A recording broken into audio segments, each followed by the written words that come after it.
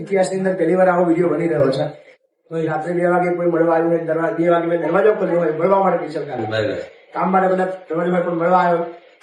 માસી આવ્યા છે મારા ત્યાં, વૈશાલી માસી સ્પેશિયલી ડભોઈની અંદર ખૂબ ઉત્તમ સેવા કરી રહ્યા છે અને બીમાર ગાયો માટેની એક અદભુત સેવા કરી રહ્યા છે. અને એમનું એક એવું સપનું છે કે ડભોઈની અંદર એક મોટો આશ્રમ બનાવવો છે અને ગાયોની ખૂબ સેવા કરવી છે. અદભુત વિચાર માટે, અદભુત સેવાકીય વિચાર માટે એ ખૂબ મહેનત કરી રહ્યા છે, દોડી રહ્યા છે. ચોક્કસથી હું એમના આ સેવાકીય કાર્યની અંદર જોડાવાનો છું, સહભાગી થવાનો છું. અને ચોક્કસથી એમનું જે ડ્રીમ છે કે ડભોઈની અંદર એક જોરદાર મોટી ગૌશાળા હોય, મોટો આશ્રમ હોય, એની અંદર એમનું સપનું પૂરું કરવા માટે આપણે મહેનત કરીશું.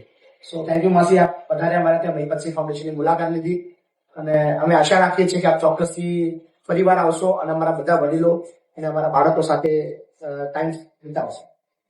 તમને કેવું લાગે? તમે બી જય માતાજી, જય શ્રી કૃષ્ણ. હું છું વૈશાલી માસી, ગામ ડભોઈથી. આજે એમના ત્યાં 2 વાગે આવીને પણ બધું જોયું કે આશ્રમમાં બહુ બધી સારી સુવિધા છે ને બહુ સારી બાપુ સેવા કરે છે ને બધી બહુ મેં વિઝિટ લીધી પણ મને બહુ ગમ્યું. આગળ આવીને મને બહુ આનંદ છે, બહુ ખુશી છે ને માતા એ કરે અમે ચડતા દિવસે નાવા બહુ આગળ વધે ને બાપુનો સ્વભાવ બહુ સારો છે. અમને ગયું 2 વાગે પણ અમે આયા પણ આવવા માટે જાગ્યા છે અમારે. Thank you. તો પહેલી વાર આવું બને છે કે નહીં જાગતા.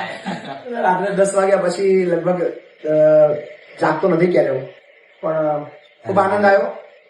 મને બી જરાક અફસોસ થાય કે ના આવતું હતું. અમે ચોક્કસથી સેવાકીય સાથે જોડાયેલા લોકોને મળવાનું અમને બી ઈચ્છા. મને કદાચ તમે મળે ના હો તો મને ખ્યાલ બી ના આવે. એમના માટે હું શશીભાઈ પારેખનો કોન્ટેક્ટ કર્યો અને મને 3 વાગે દરવાજો તોડીને આવ્યો હું આજ. જય માતાજી. બધા જુઓ છો, બધા ખરેખર ડભોઈ એમનું સરસ કામ છે અને મહિપતસિંહનું પણ જોરદાર કામ છે. તો વિડીયોને લાઈક કરજો, કોમેન્ટ કરજો, શેર કરજો. જય માતાજી.